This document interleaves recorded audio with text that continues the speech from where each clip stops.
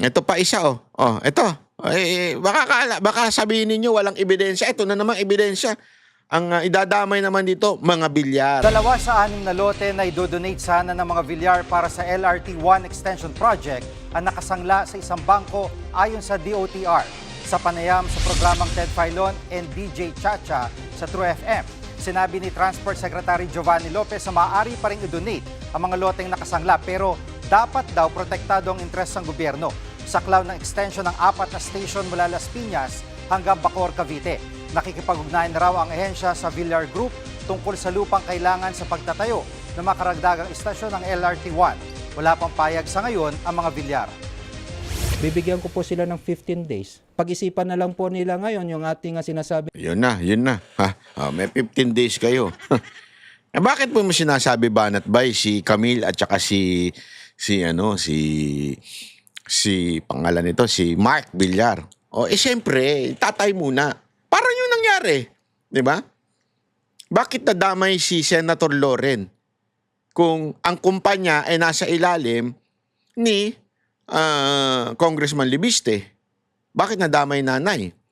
Kasi daw, pinotektahan, sinuportahan. Natural, nanay yan eh. Susuportahan mo yung anak mo. But it doesn't mean may illegal na ginawa. Ito na naman. Yung tatay naman. At saka yung nanay. Di umano ang merong panggigipit na ginagawa itong gobyerno. Binantaan pa 15 days. Pag hindi kayo umano, yari kayo. Bakit? Kasi tumatakbo na yung impeachment eh. Sigurado ko, magiging parte dyan si Mark at saka si Camille. At sasabihin nila bilang opisyal ng kumpanya na yan. Nako, dinig ko na yan, Brad. Dinig ko na yan. Ay, nako, pare-parehong script. Grabe. Take it or leave it offer. Para kapag nag-meeting po kami next week, sasabihin lang nila oo at saka hindi. Para matapos na rin po kami sa problema namin. Mga kapatid, Jig Manikad po, pagdating sa mahalagang balita sa loob at labas ng bansa. Ayun na po. So, ayan na. Yung kay Villar. Naku, lupit talaga. Hay, nako. So, sino-sino? Marcoleta, nadali na. Si Jinggoy, nadali na. Sino pa? Si Cayetano, dadalihin. Si Pia Cayetano, mukhang tatanggalin. Kasi yan ang kagustuhan nito mga animal na to eh. Yung mga nagsampa-sampa sa kanya eh. Ino-influensya daw impeachment court, so tatanggalin. So, sino pa? So, si Villar, Mark Villar, at saka si Camille Villar. 6 na. Wala pa dyan yung kasi sumablay sila doon kay yung kay Robin. Akala nila hindi sumagot si Robin eh. So, let's just safely say 6 ang mababawasan. Tanong natin kay ChatGPT ha. ChatGPT, makinig ka sa akin ha. Wag kung ano-ano sasabihin mo ha. Dali lang ha. ChatGPT, makinig ka ha. Eto, kunwari 24 ang senador. Nabawasan ng 6. So, ilan na ang magiging 2/3 ng senador para sa impeachment? Sige, quick kwenta lang. Kung 24 minus 6, 18 ang natitira. 2/3 ng 18 ay 12. Pero kung usapang constitutional rules sa impeachment, so 12, di ba? Although may usapan pa rin na constitutional na sinasabing 16 pa rin yan kahit makulong. Pero dahil nga, they can bend and they always bend the law. Therefore, ilan ang 2/3? 12 na lang daw, sabi ni ChatGPT. ChatGPT, nagmamagaling ka ha? Animal ka. Ay, sorry. So, 12 na lang. Ilan ba sila ngayon sa minority? Sa majority? Tanong natin kay ChatGPT. Hoy, ChatGPT, ba't di ka nakikinig? Wait, chat tomate. Ay, mali. Wait lang.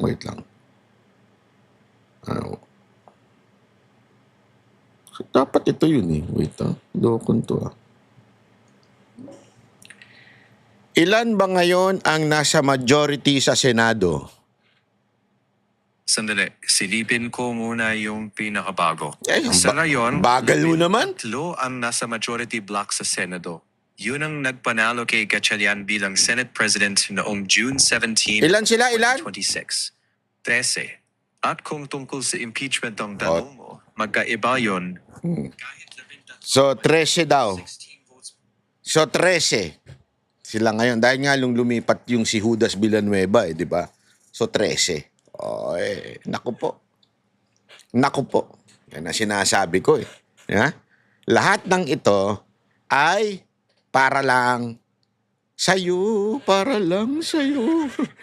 Para lang sa impeachment ni BP Sara Duterte. Kaya nga, yung narinig ko, yung intro ko kanina, yung sinasabi ko, na meron ako nadinig na talagang lahat ikukulong para talaga si BP Sara Duterte ay matanggal sa sa kampanya ng presidente. Nako po, ginagawa na nila. Mukhang may katotohanan.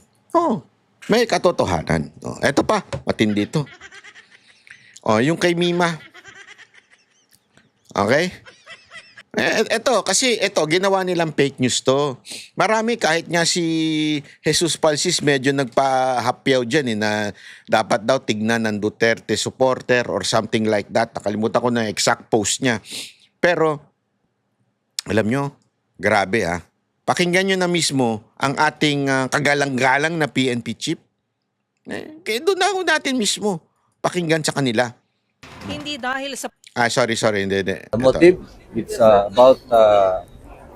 about the profession, and as well as they have personal grudge or personal disagreement. Tingnan nyo to ha. Pahaging. It's about her profession at personal grudge. Yan ang dahilan daw. Motive ng pagkamatay. Pagpatay, sorry. Hindi pala pagkamatay. Pagpatay. Yung kanyang profesyon, ano ba ang profesyon niya? Vlogger. At ano daw? Personal grudge. Na nagsimula sa utang. Di parang, ha? So, ibig mo bang sabihin, PNP chief na ang pumatay talaga kay Mima ay ang mga DDS at mga INC. Yun ba ang pumatay? Kasi profession. Ibig sabihin, related sa profession niya at the same time, personal grudge. Ano ba yun? Pakinggan natin. Si PNP chief na magsalita. Hindi ako. Among the vloggers din. No. O kakagrupo sila. No, dun sila lang. The mastermind and the vlogger. The mastermind and the vlogger. Sino kaya ito? Kasi tinatanong, sila ba nagpatayan? Kasi pag mga vlogger, baka isipin, DDS vlogger yan, ano? Alam na natin yung kasunod eh. Pero sa totoo lang, ang sinabi niya, no. It's between the mastermind. Sino kaya yung mastermind na related sa kanyang profession? Tandaan nyo ha, sinabi ni PNP chief, profession. Yung profession niya na vlogger, sino yung mastermind? Na merong personal grudge kay Mima. Sige. And the victim. Masterminds. Nako, masterminds, dalawa utak ng isang tao. Dalawang tao yan, dalawang tao. Chief, anong profile po? Anong profile po ng mga masterminds? Ayan na. Anong profile? Politiko ba? Tingnan natin. They are businessmen. Yon, businessman. May pumopondo. Booking. Sorry Tandaan ninyo ito. Ako, marami akong alam. Hindi na lang ako magsasalita. Pero usually, yung may mga pakinabang na negosyante, ito hindi tutukol kay Mima ha. Yung may mga pakinabang na negosyante sa isang politiko at pag nakante o binanatan sa social media yung politiko na yon, minsan hindi yung politiko ang lalapit sa'yo para sitahin ka. Ang lalapit sa'yo, yung nakikinabang na politiko. Na nakikinabang na negosyante. Bakit? Kasi yung kanilang negosyo, yung business nila ay naandoon. Kaya ang ginagawa, minsan, at nakikita ko yan sa ilang mga vlogger na mga loyalista, yung mga negosyante na may pakinabang sa administrasyon ay nagbabayad ng mga vlogger para banata ng mga katulad namin. Hindi yung politiko nagbabayad. Nagbabayad yung mga negosyanteng nakikinabang sa administrasyon ni Marcos. Kaya kung i-connect mo ito kay itong nangyari kay Mima, tila may kinaugnayan dun sa kanyang propesyon na vlogger, pero ang dumali ba kapwa vlogger? Ang dumali ba politiko? Hindi. Ang dumali daw, sabi ni Sir, ay ang masterminds ay dalawa. Magjowa o mag-asawang businessman. Bakit? Alam na natin. Hindi ko na lang sasabihin. At magkaano sila, mag-partner. Mag-partner meaning mag-boyfriend or mag-asawa. Naku, sabi ko daw hanggang magjojowa eh. 8 million. Sinong may utang ka? Magkano? 8 million, Brad. Hindi pa ako nakakita ng 8 million, sa totoo lang. Yun daw sandali, bakit 8 million? Baka naman may utang yung mga businessman at ayaw na nilang bayaran si Mima. Kaya nila niyari si Mima. Sino ba may utang? Tanong natin kay PNP Chief. Wag sa Siya akin. po ang may utang kay Mima. Or si Mima? Or si Mima ang may utang sa kanila. Si Mima ang may utang at the victim is may utang tapos pinautang niya.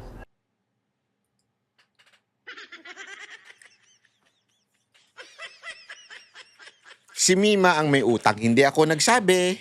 Yung biktima daw ang may utang. Sino ba ang biktima dito? Di ba si Mima? Hindi ako ang nagsabi. Si PNP Chief ang nagsabi. Okay? Si PNP Chief ang nagsabi, hindi ako. So sa madaling salita, in a simple words, may utang si Mima dito sa mga negosyante na merong kinaugnayan sa kanyang propesyon at personal grudge at dinali siya niyari siya nung magjowa o mag-asawa na negosyante. Bakit nagkautang si Mima ng 8 million? Yan ang tanong ngayon. Hindi na natin kikwestiyonin yun. Patay na yung tao eh. Ang atin lang, kayong mga bayarang loyalistang vlogger na pinagbibintangan ninyo ang mga Duterte at ang INC, sana managot kayo sa batas. Kung ako sa INC, kakasuhan ko ito mga vlogger na ito eh. Sa totoo lang. Kaya lang, hindi naman tayong kakilala dyan. Hindi naman po tayo malakas dyan sa INC. Mga subscriber po natin, hello. Sana ho kasuhan ninyo. Kasi pangyuyura ko ito sa relihiyon ninyo. Damay-damay po ito. Hindi lang ho isang tao, damay ho yung entire religion ninyo o yung entire group. I don't wanna call it religion, baka they don't call it as a religion. Diba? Your entire group ay damay dito ng mga vlogger na to. Dapat kasuhan nyo talaga. Isa-isahin ninyo. Kahit yung isang abogado na basta kasuhan ninyo. Kasi sinasabi na meron kayong kinalaman. Okay? Kasi nga ho, alam nyo mga kababayan, ganyan po kasi ang mga vlogger ng ng loyalista, mga loyalista. Aside from bayaran, bobo kasi yan. Kaya wala ho silang malalim na pagkakaunawa. Kaya whatever happens sa buhay nila, sa buhay sa Pilipinas, basta may kasalanan Duterte. Kasi nga, they are paid to say that. So, ultimong kasamahan nila, pagkamatay ng kasamahan nila, ay ginamit pa nila na content para lang magkapera sila. Ganun ho sila kasakim. Ganun sila kasamang tao. Kaya tama talaga, perfect. Perfect ang sinabi ni Senator Amy. Impacta. Sama-sama kayo mga impacta. Magkakasama kayo. Lahat kayo impacta. Anyway, maraming salamat po. Ako po si Barnabas. Makita-kita ulit tayo sa susunod na ating video. Lagi lang yung tatandaan ha. Mag-subscribe po kayo para kayo ay nai-inform. At kung maaari nga, baka naman pwedeng i-click yung notification bell. Aside from sa subscribe. Okay? Maraming salamat po. Mabuhay ang bansang Pilipinas. Kami ang boses ng masa, hindi natatakot. Katotohanan lang, di kami nalulunod. Walang bahid ng sismis, lahat ay totoo. Kahit sino ka pa, pag mali ka babanatan ka. Walang pinipili kulay, wala kaming kinikilingan. Basta para sa bayan, kami lalaban. Pag tama palakpakan, pag mali banatan. Di matitinag, di matatakot, para sa bayan tuloy ang sigaw. Sa harap ng kamera, walang halong takot. Mga baluktot, lahat kayo'y tutumba.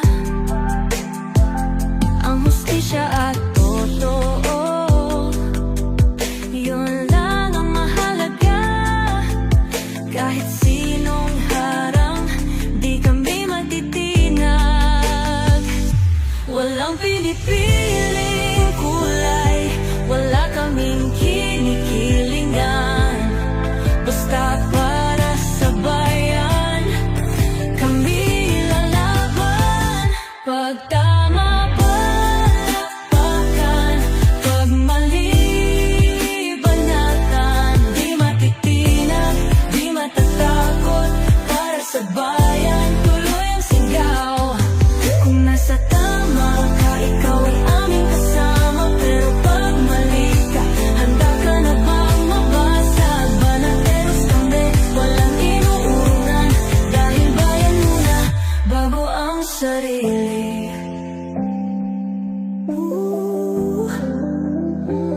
Bago ang sarili.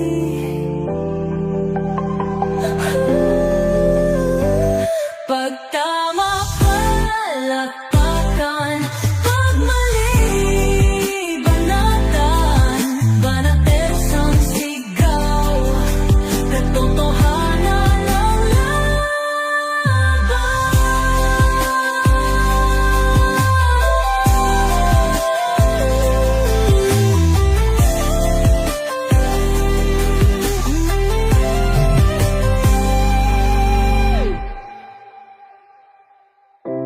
Sa harap ng